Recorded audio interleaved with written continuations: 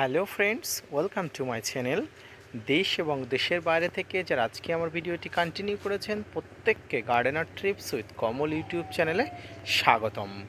তো ফ্রেন্ডস, আজকে আমি আলোচনা করব মার্চ মাসে পেয়ারা গাছের পরিচর্যা এবং সার প্রয়োগ সম্পর্কে।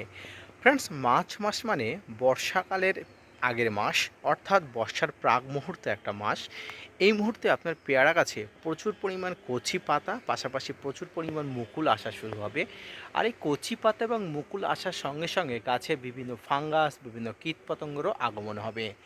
আর এই কীটপতঙ্গ কী করে প্রতিহত করবেন, পাশাপাশি এই সময় গাছে কী রকম খাবার দেবেন, কিভাবে পরিচর্যা করবেন, তার সমস্ত বিষয় নিয়ে আজকের ভিডিওটি আপনার কাছে অধিক পরিমাণ গুরুত্বপূর্ণ, তাই ভিডিওটি না স্কিপ করে কন্টিনিউ করবেন।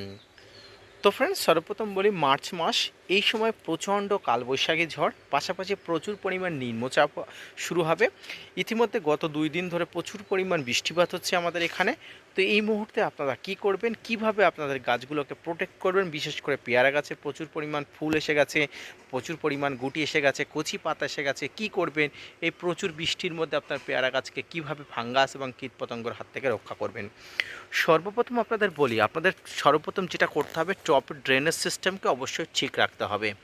যেহেতু প্রচণ্ড সূর্যের আলো গাছের গোড়াতে পড়ে, তাই গাছের গোড়াতে সবসময় মালচিনিং করে রাখবেন, কারণ পেয়ারা গাছের গোড়াটা খুব তাড়াতাড়ি শুকিয়ে যায় এবং প্রচুর পরিমাণ জলের প্রয়োজন হয়। তাই অল্প জল দিলে যাতে সারাদিন গাছের গোড়াটা ভিজে থাকে, তার জন্য মালচিনিং হচ্ছে বেস্ট উপায়। এর পাশাপাশি যেহেতু মাঝে মাঝে প্রচুর পরিমাণ বর্ষা হচ্ছে এবং মাঝে মাঝে প্রচুর পরিমাণ আবার রৌদ্র দেখা দিচ্ছে, এই বর্ষা এবং রৌদ্র অর্থাৎ হালকা ঠান্ডা এবং গরমের আবির্ভাবের ফলে গাছে প্রচুর পরিমাণ ফাঙ্গাস লাগতে পারে এবং এই ফাঙ্গাসজাত আক্রমণে গাছের এই পাতাগুলো এইভাবে কুঁকড়ে যেতে পারে এবং এর সঙ্গে এই যে নতুন কলি বা মুকুলগুলো আসে, মুকুলগুলো সাফার করতে পারে।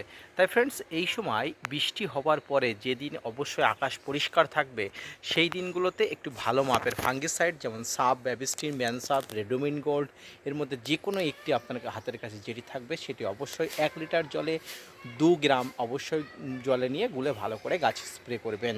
ফ্রেন্ডস, এমন দিন স্প্রে করবেন যাতে আপনার এই ফাঙ্গিসাইড স্প্রে করার ফলে 1-2 ঘন্টার পরে মধ্যে যেন কোনো বৃষ্টি না আসে। ধরুন আপনি ফাঙ্গিসাইড স্প্রে করেছেন, 1 ঘন্টার মধ্যে আবার বৃষ্টি চলে এলো, আপনাকে পরের দিন আবার স্প্রে করতেই হবে, কারণ এই ফাঙ্গিসাইড মোটামুটি গাছ অ্যাবজর্ব করে নিতে 2 থেকে 3 ঘন্টা টাইম লাগে। তাই এই স্প্রে করা 2 থেকে 3 ঘন্টার মধ্যে কোনো বৃষ্টি আসলে আপনাকে পুনরায় দিতে হবে। এর পাশাপাশি আপনাকে আরেকটা যে জিনিসটা করতে হবে সেটি হচ্ছে কীটনাশকের ব্যবস্থাপনা। ফ্রেন্ডস, গাছের যেহেতু নতুন পাতা আসছে এবং নতুন পাতার সাথে প্রচুর পরিমাণ কীটপতঙ্গের আবির্ভাব ঘটে, এক ধরনের পোকা থাকে যারা গাছের কচি পাতা খেতে ভালোবাসে এবং গাছের এই কচি পাতাগুলো তারা সাবার করে দেয় এবং গাছের পাতার নিচে এক ধরনের পোকা বাসা বাঁধে এবং এখান থেকে তারা গাছের সমস্ত মুকুল, পাতা সমস্ত কিছু খেয়ে নেয়। তাই এই ধরনের কচি পাতা এবং মুকুলকে রক্ষার জন্য আপনারা ডাইমার্টের 30% কম্পোজিশনে রোগো প্লাস টাবকর, আলফামেট্রিন 10% ইসি কম্পোজিশনের যে কোনো ধরনের কীটনাশক বা আর ইমিডাক্লোপিড গ্রুপের যে কোনো ধরনের কীটনাশক আপনারা ব্যবহার করতে পারেন।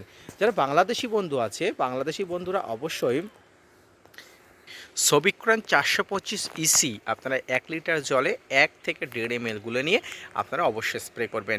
অর্থাৎ যারা ভারতীয় বন্ধু আছেন তারা যে পরিমাণ নেবেন, বাংলাদেশি যে বন্ধুরা আছেন তারাও সেই পরিমাণ নিয়ে গাছটাকে এভাবে স্প্রে করবেন। ফ্রেন্ডস, এই সময় গাছের গোড়াতে অধিক জল দেওয়ার কোনো প্রয়োজন নেই। যদি প্রচণ্ড পরিমাণ গরম পড়ে বা রৌদ্র পড়ে তাহলে গাছের গোড়াতে জল দেবেন। তাছাড়া বর্ষার সময় গাছের গোড়াতে ওভার ওয়াটারিং করবেন না, তাতে গাছের রুট ড্যামেজ হয়ে যেতে পারে। তাই এই সময় খুব সাবধানে গাছের গোড়াকে পরিচর্যা করবেন, গাছকে পরিচর্যা করবেন, পাশাপাশি যে মুকুল আছে মুকুলগুলোকে পরিচর্যা করবেন। এই সময় গাছে একবার যে কোনো ধরনের একটা বুস্টার স্প্রে দিতে হবে। এই বুস্টার স্প্রের মধ্যে সবথেকে ভালো হয় আপনার বুস্টার 2 জাতীয় কোনো যে স্প্রে আছে, অর্থাৎ পিজিআর, এই পিজিআরকে আপনাকে একবার স্প্রে করতে হবে।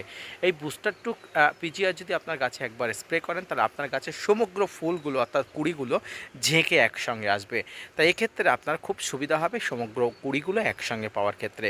তাই ফ্রেন্ডস, আপনারা অবশ্যই এই মুহূর্তে যে কোনো একটা পিজিআর ভালো মানের, যেটা বললাম বুস্টার 2, যদি আপনারা স্প্রে করে দেন খুব ভালো কাজ হবে।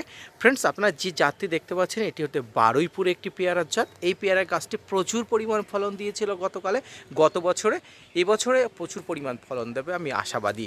তাই ফ্রেন্ডস, এইভাবে আপনার ছাদ বাগানে যদি পেয়ারা গাছ থেকে থাকে এবং এই বর্ষার প্রাক মুহূর্ত অর্থাৎ বর্ষার সিজনে আপনার এই পেয়ারা গাছগুলোর কী পরিচর্যা করবেন সেই সম্পর্কিত আজকের একটা ছোট্ট প্রতিবেদনটি যদি ভালো লেগে থাকে অবশ্যই লাইক, কমেন্ট, শেয়ার এবং সাবস্ক্রাইব করবেন। পাশাপাশি gardener TRIPS with Kamal YouTube চ্যানেলকে সাপোর্ট করবেন। আপনাদের জন্য প্রতিনিয়ত তথ্য নিয়ে ভিডিও বানাই। আপনারা যদি মোটিভেট করেন ভিডিও বানাতে আগ্রহী হয় এবং নতুন নতুন ভিডিও বানাতে উৎসাহী হয়। দেখা হচ্ছে পরবর্তী কোনো ভিডিও নিয়ে, ততক্ষণ সঙ্গে থাকবেন। ধন্যবাদ।